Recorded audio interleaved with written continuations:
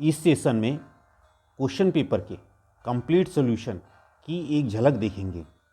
इन questions की final examination में आने की पूरी संभावना है। सभी क्वेश्चंस याद कर ले, पैसेजेस को ध्यान से पढ़े। फिल इन द ब्लैंक्स और डू एज डायरेक्टेड के वीडियो पहले से ही अपलोड कर दिए गए हैं। सभी आंसर्स की अलग से वीडियो बनाने की कोशिश कर रहे हैं।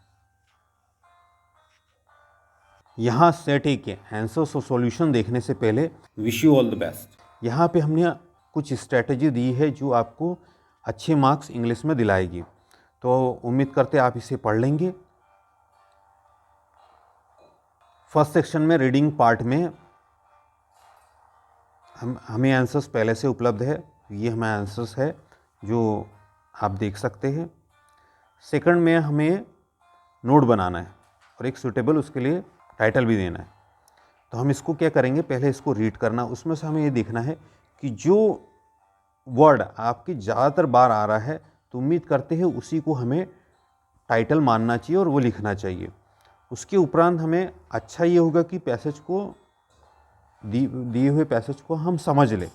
फिर उसमें से जो आपको इम्पोर्टेंट बातें लगती है उसी को हम नोट्स में शामिल करते हैं।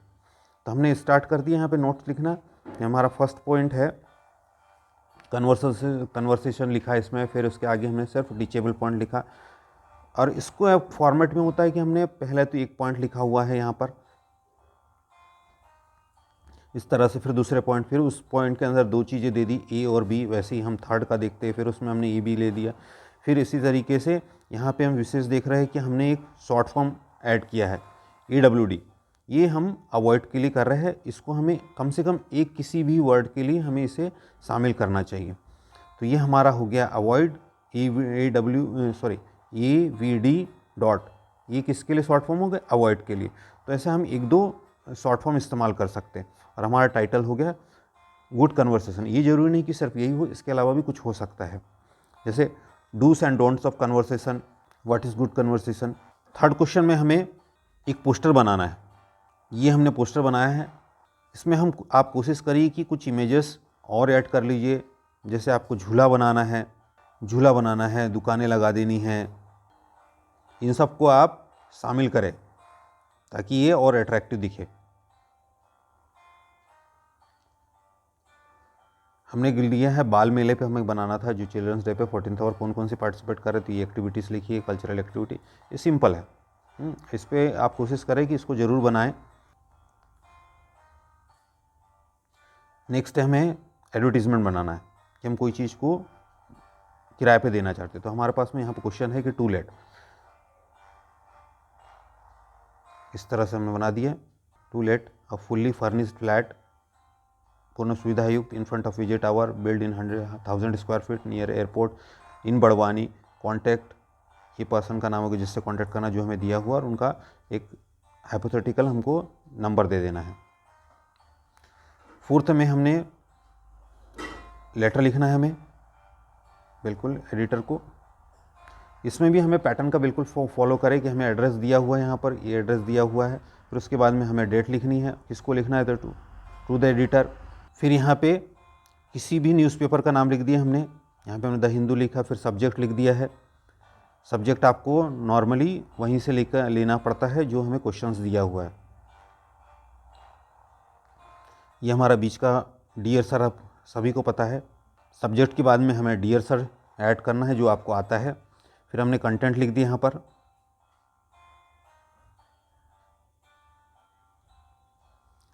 लास्ट में thank you for your kindness, regards, yours, आपको नाम दिया हुआ था अभिषेक सक्सेना, वो हमने लिख दिया हुआ। अगला देख रहे हैं हमको लेटर लिखा हुआ है अपने दोस्त को।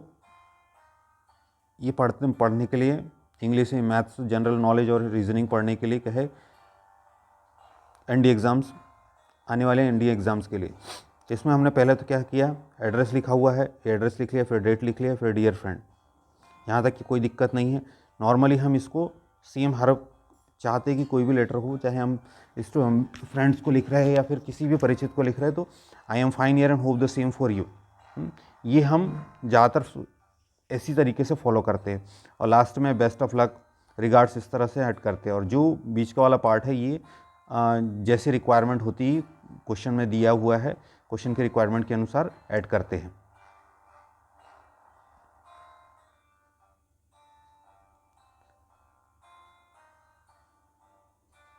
फिर फिफ्थ में हम देख रहे हैं, हमें यहाँ पर क्या है, एक रिपोर्ट लिखनी है और इस रिपोर्ट के ऊपर पूरी जानकारी दी है, कब हुआ, कितने लोग थे, कौन सा सीन था, ये सब चीज़ों की हमने अलग से यहाँ पे ऐड कर दिया है, जिसको आप आराम से पढ़ें।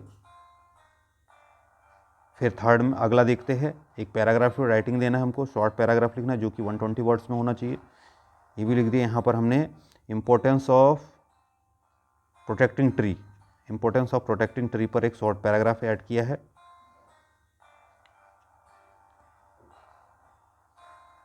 जिसे आप पॉज कर करके पढ़ें। फिर फिल इन द ब्लैंक्स के सेपरेट वीडियो है, तो आप इसको ज़रूर देख लें।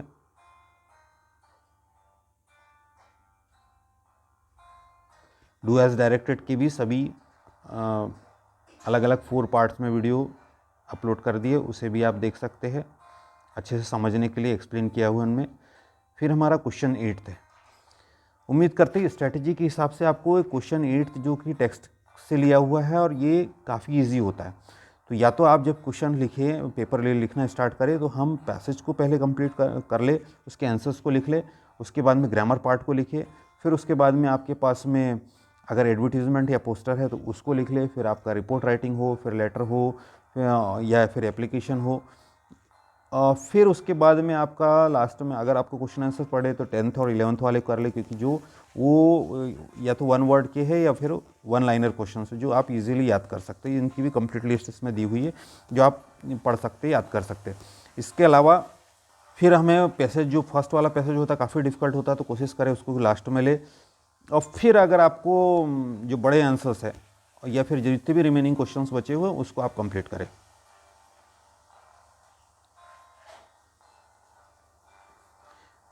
इसके भी सेपरेट ही आंसर्स दिए हुए हैं, आप इसको धीरे धीरे पढ़ें। कोशिश करें कि पैसेज में जो भी आपसे क्वेश्चन पूछा जाए उस वर्ड को पकड़े और उसको पैसेज में ढूंढने की कोशिश करें।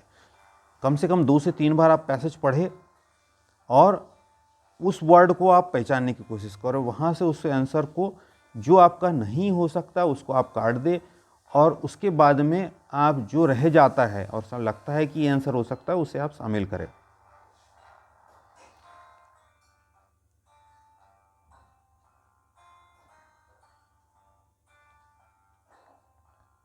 नाइन्थ हो गया।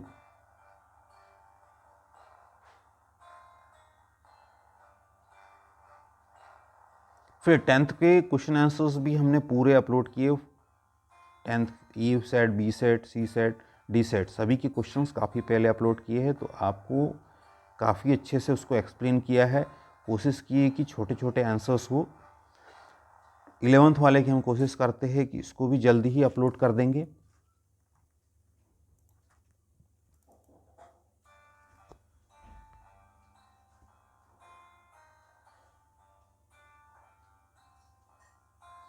यहाँ पे हमने समझाने के लिए, ये आपका आंसर का पार्ट नहीं है, लेकिन ये बताने के लिए कि ये हमारी पोएम में दिया है, क्योंकि काफ़ी भिन्नता पाई गई है इस आंसर में, इस वजह से इसको ऐड किया कि आपको कन्फर्मेशन हो जाए कि नहीं हम सही आंसर लिख रहे हैं।